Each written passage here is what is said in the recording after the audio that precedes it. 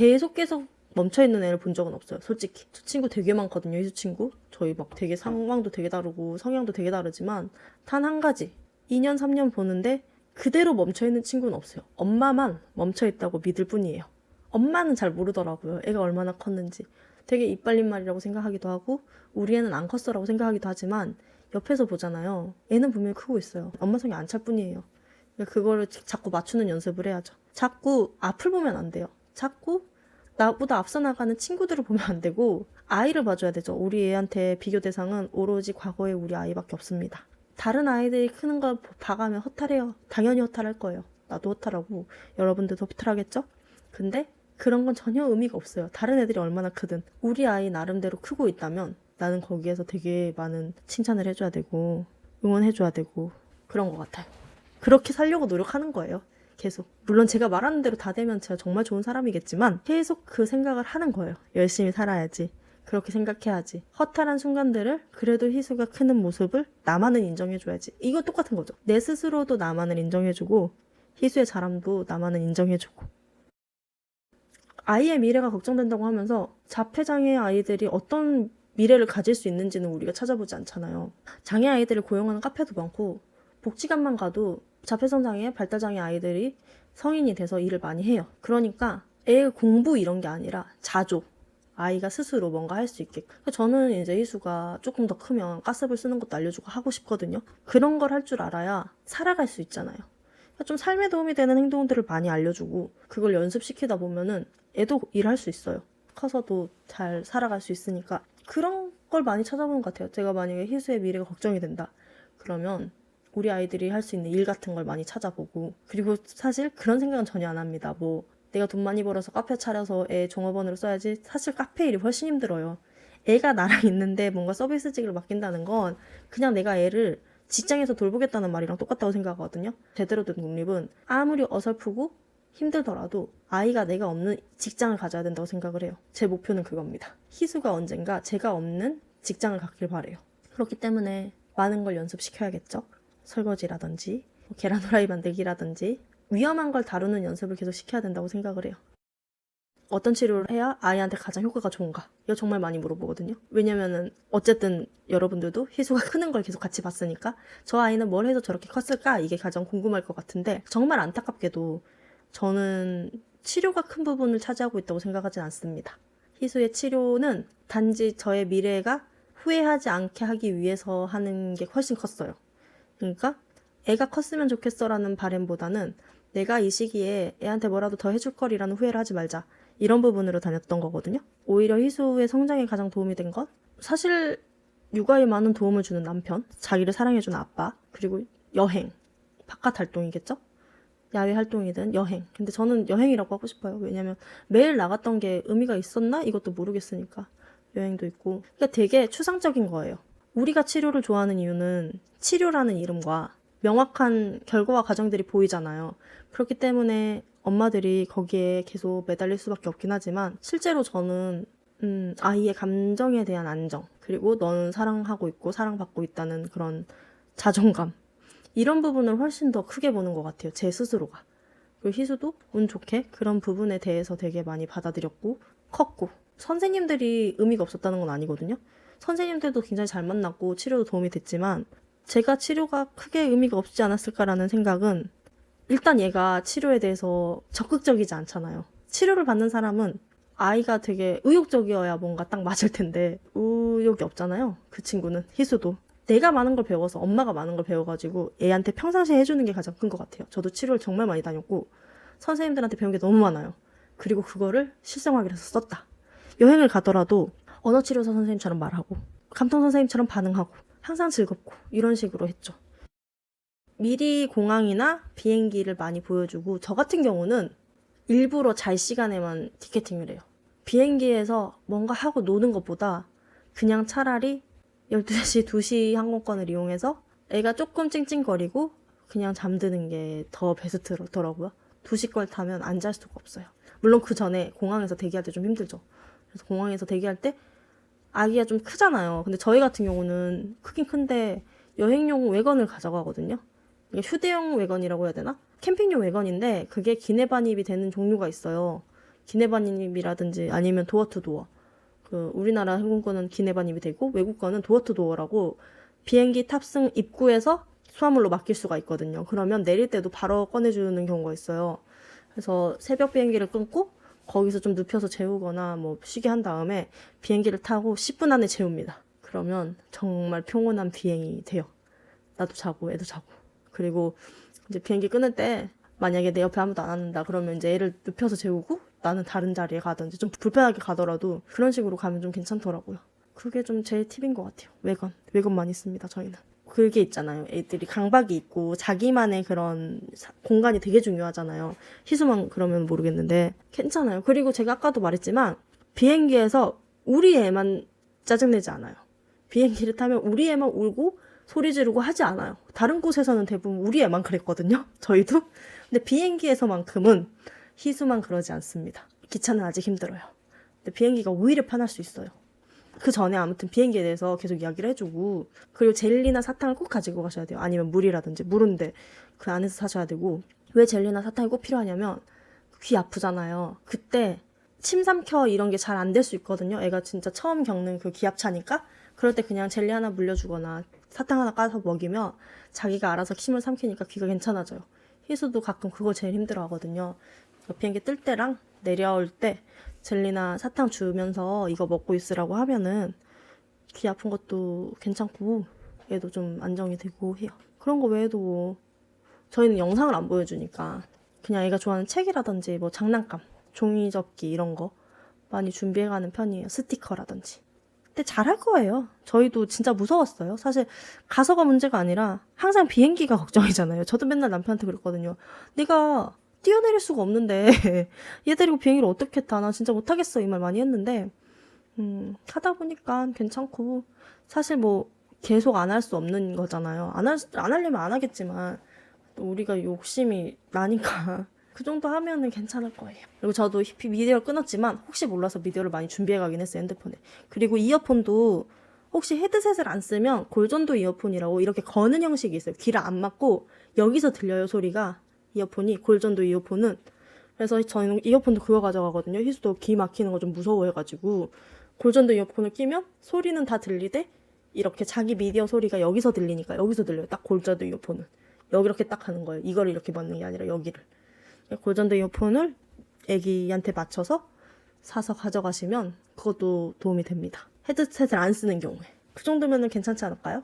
좀 도움이 되셨으면 좋겠어요. 아무튼 저희가 챙기는 건 딱 그 정도 같아요. 희수 때문에 챙기는 거. 엄마가 할 수 있는 게 믿는 것 뿐이죠. 사실 우리가 아무리 푸시한다고 해서 얘가 안 받아들이면 끝이잖아요. 그러니까 결국은 믿고 기다려주고 또 그런 걸 봤어요. 그런 책을 봤어요. 그 책은 이제 발달장애는 아니었지만 아이가 아픈 엄마가 이제 아이가 다 낳고 나서 쓴 회고록 같은 이런 육아서였는데 이제 애가 아프니까 엄마가 애 앞에서 좀 많이 울었어요. 근데 애가 그걸 항상 의아해했대요. 내 아픈 건 난데 도대체 엄마가 왜 우냐고. 내 존재가 엄마를 아프고 슬프게 하는 존재인 걸 싫어하는 느낌이었어요. 그 책에서 그렇게 나오진 않았지만 저희는 항상 부모의 입장이잖아요. 그 책을 보면서 아이의 입장도 되게 생각해보게 되더라고요. 그리고 제가 그런 반대 상황이라고 생각을 했을 때 엄마가 나 때문에 슬픈 게 너무 싫을 것 같더라고요. 그쵸, 아픈 건 난데 엄마가 자꾸 울면 나는 엄마를 슬프게 하는 존재인가? 라는 생각이 들 것 같더라고요. 정말 내 삶을 행복하게 만들려고 노력을 많이 해야 된다고 생각을 했어요. 억지로가 아니라, 애 때문이 아니라, 애가 그렇게 생각할까봐가 아니라 나의 그런 정서적 안정이 애한테 너무너무 도움이 되겠다라는 생각을 했어요. 진짜. 착석은 1학년 때는 다 정글이라고 합니다. 저희도 갔더니 선생님이 다른 건 안 바라고 착석만 되면 좋겠다고 선생님이 제가 뭘 준비해야 될까요? 이렇게 하니까 혹시 의자에 잘 앉아 있는 친구일까요? 그래서 집에서는 전혀 안 앉아 있는데 뭐 유치원에서는 따로 말이 없었다 이러니까 앉아 있는 게 일반 아이들도 굉장히 힘들어가지고 그거가 가장 관건이래요. 1학년 때는. 우리 애만 그런 게 아니랍니다. 다들 앉아있는 거 힘들어하고 40분 사실 어른도 힘들잖아요. 저도 생각해보면 진짜 가만히 못 있었던 것 같아요. 그리고 만약에 너무 적응이 안 되면 아이가 좋아하는 활동 같은 걸 따로 할 수 있게끔 해주신다고 하더라고요. 이게 다 통용되는지 모르겠지만 저희 같은 경우는 책 읽는 걸 물어봤거든요. 희수가 자기가 좋아하는 책을 가져와서 학교에서 읽어도 되나요? 그랬더니 처음에는 되도록이면 적응하려고 노력해보고요 어머니. 정 안 되면 그렇게라도 앉아있어야죠 라고 하더라고요. 근데 진짜 모든 1학년이 엄청 뛰어다닌대요. 그 말 듣고 안심한다. 아, 다 뛰어다녀? 다행이다. 걱정 그냥 그 자체입니다. 제가 느끼기엔 그래요. 지금 내가 아무리 고민한다고 해서 내가 뭘 할 수 없어요.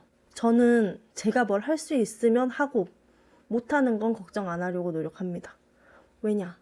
걱정은 그 자체로 의미가 없어요. 내가 만약에 아이의 그런 추후의 학교 생활에 대해서 고민을 하잖아요. 걱정을 하잖아요. 그렇다고 해서 학교를 보내지 않을 수 있는 것도 아니고 그 상황이 벌어질지 안 벌어질지 내가 확신할 수 있는 것도 아니고 막상 아이는 가서 잘할 수도 있어요. 1년 내내 잘 하다가 올 수도 있는데 그러면 이 시간의 걱정 고민은 정말 의미 없는 걱정 고민이었다. 내 건강만 해치던 내 정신 건강을 해치던 진짜 건강을 해치던 의미 없는 걱정 고민이다. 이 생각을 되게 많이 해요. 저도 이제 고민을 많이 한 걱정이 확 들 때가 있댔잖아요. 그럴 때마다 내 지금 걱정은 나를 망치는 것 외에는 아무 소용이 없다. 이런 생각을 많이 해요. 건강한 것만으로도 고마울 때가 많아요. 건강하기도 어렵다라는 생각이 들어요. 진짜로. 차라리 다 포기하고 싶을 때가 있잖아요. 진짜 그냥 다 포기하고 그래 너 그냥 너의 행복에만 맞춰 살자. 그냥 뭐 직장 같은 것도 없어도 되니까 행복에만 맞춰 살자라고 하기에는 애가 클 수가 있다는 그 1%의 믿음, 1%의 그 불확신 때문에 엄마가 뭔가 다 놓기가 굉장히 어려운 것 같아요. 그 마음은 항상 같죠. 이게 정말 최선일까? 내 선택이 정말 아이한테 좋은 선택이 맞았을까? 혹시 얘가 다른 길로 갔다면, 다른 선택을 했다면 훨씬 나아졌던 건 아닐까? 라는 생각을 한구석엔 항상 품고 그냥 그래도 살아요. 그거밖에 없으니까. 할 수 있는 건 그거밖에 없으니까. 그런 마음을 한구석에 품 때 나는 이 아이를 위해서 최선을 다한 나를 내가 인정해주지 않으면 누구도 모른다. 나만은 나를 인정해줘야 되지 않나? 라는 생각을 많이 해요. 그 고민하고 걱정하던 그 시기가 있잖아요. 만약에 내 선택이 정말 잘못이었어요. 나도 그걸 알게 됐어. 아, 그때 이 선택을 했으면 안 돼라고 알게 되지만 그러면은 그때의 그 최선의 선택이라고 믿고 있던 나한테 너무 가혹한 행동이라고 생각을 해요. 그래서 저는 제 모든 행동에 자화자찬을 해줍니다. 모든 선택이 그만큼 어려웠기 때문에 내 선택은 옳았을 거고 나는 잘하고 있다고 내 스스로가 항상 나한테 말해줘요. 너 정말 잘하고 있다. 넌 정말 좋은 엄마고 너의 선택은 항상 옳다. 근데 어차피 이건 내가 혼자 생각하는 거니까 상관없잖아요. 심지어 제가 희수한테 가끔 못 참을 때가 있을 거 아니에요. 아무리 뭐 화를 안 낸다고 해도 그 순간에도 희수가 잘못했다. 화 안 내려는 엄마를 화나게 한 제 잘못이다. 라고 마음으로 생각합니다. 물론 희수한테 손가락질하면서 네가 잘못했어 이렇게 하진 않아요. 근데 저는 세상에서 저 한 명한테만큼은 너그럽고 싶습니다. 왜냐면 안 그러면 너무 힘들 것 같아요. 내가 나를 너무 잘 아니까. 마음은 내 맘대로 할 수 있잖아요. 다른 건 내 맘대로 안 되죠. 솔직히 살 빼는 것도 너무 힘들어. 살도 내 맘대로 안 돼. 몸뚱아리는 내 맘대로 된다는데 내 몸은 왜 내 맘대로 안 되는지.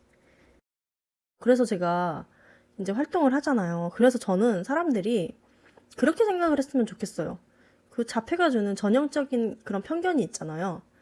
근데 희수도 굉장히 항상 중증 판정을 받고 지금도 가면은 되게 중증 판정을 받아요. 그래서 제가 하고 싶은 말은 항상 그거거든요. 너희들이 생각하는 그 중증이라는 기준이 꼭 그렇지만은 않다. 자폐라는 말이 굉장히 무섭고 일반적인 사람과 너무 다를 것 같지만 꼭 그렇지만은 않다. 굉장히 평범한 삶을 살고 있고 평범해 보여도 이렇게 중증 판정이 나올 수도 있고 그러니까 스펙트럼이 얼마나 넓냐를 보여주고 싶은 거죠. 왜냐면 초중증은 이미 사람들 머릿속에도 이미 너무 다 알고 있잖아요. 근데 희수 정도면 괜찮지 않나요? 저 친구는 자폐가 아니잖아요. 이게 되게 무서운 거라고 생각을 해요, 저는. 그게 아이한테는 자기를 부정하는 것과도 같다고 생각을 해요, 저는. 그러니까 물론 이제 희수가 막 난 자폐야 이러길 바라는 건 아니지만 아이의 성향을 조금 있는 그대로 받아들여지게끔 하고 싶은 것 같아요. 근데 이제 어렵죠. 왜냐? 같은 입장에서도 스펙트럼이잖아요. 그러니까 이제 진단받은 많은 분들도 희수가 자폐라고 하면은 양가 감정이 드는 것 같아요. 저 정도로 클 수 있을까? 이 생각과 제가 자폐면 우리 애는 얼마나 중증이라는 거야. 제가 자폐인 것 자체가 싫어. 이런 분들이 이렇게 양쪽에 있긴 해요. 둘 다 이해가 돼요. 저는. 치료를 하되 내 경제적 지출이 항상 뒷받침돼야 한다. 어느 정도. 제가 말했잖아요. 여행이 정말 도움이 많이 됐다고 했어요. 그래서 센터를 끊었죠. 센터비와 여행비가 양립할 수 없어요. 저희 집은. 경제 사정이 그래요. 그렇기 때문에 센터를 그만두고 여행을 가는 거예요. 센터를 3달 그만둬서 한 200만 원이 아껴졌죠? 그럼 그걸 모아서 동남아 여행을 한번 갑니다. 이런 식인 거죠. 우리는 당장만 살 게 아니잖아요. 그러니까 미래도 항상 고민을 해야 돼요. 우리의 미래도. 그리고 사실 절망편으로 한번 이야기하자면 장애라는 게 치료로 나아지는 건 아니라고 생각하거든요.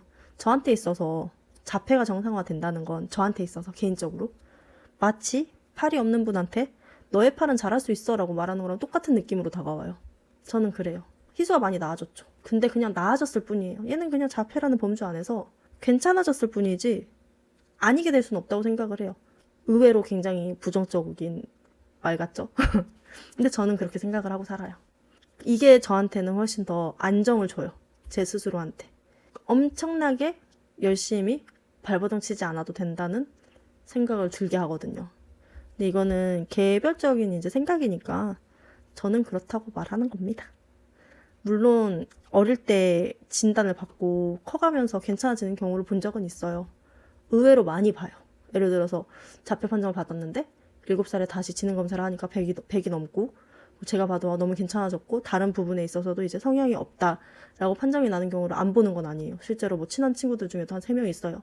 근데 거기에 내가 매몰이 돼서 저렇게 될 거야 라고 믿기에는 저는 너무 희수를 잘 알잖아요. 메인으로 도움을 줄 수 있는 건 그거 같아요. 아이를 너무 자극하지 않는 것. 예를 들어서 많이 도와주고 싶잖아요. 자폐 아동이라고 하면 사회적인 의사소통이 힘들다고 하니까 계속 말 걸고 계속 옆에서 뭔가 자극을 주고 싶잖아요. 그걸 하지 않고 너무 접근하지도 않고 너무 멀지도 않은 그 적당한 거리가 있어요. 그런 게 가장 필요한 것 같아요. 애들도 사람을 좋아해요. 정말 이거는 확신을 하는데 관심이 없어 보일 뿐 사람을 좋아하거든요. 근데 너무 또 다가가면은 당황을 해요.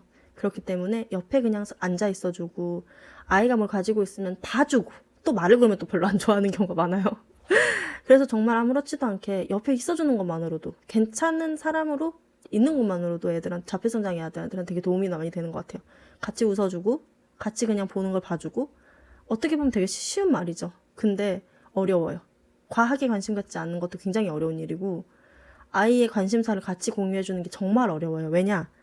진짜 이해 안 되는 관심사들이 많거든요. 거의 비슷하게 생각을 하는 것 같아요. 자폐성 장애, 그러니까 자폐 성향인 아이들은 너무 개입하는 걸 굉장히 좀 힘들어요. 자기의 선이 조금 되게 있는 친구들이니까 너무 개입하지 않대? 또 멀어지는 것도 싫어하거든요. 같이 있어줘야 되고 그러다 보면 어느 순간 조금씩 다가와요. 되게 좋아해요. 그래서 저는 애들하고 되게 잘 지내는데 정말 있다 보면은 눈빛으로 말한다는 말을 진짜 이해하게 돼요. 그래서 조용히 바라봐 주되 뭔가 도움을 요청하면 해주고 이런 식이에요. 되게.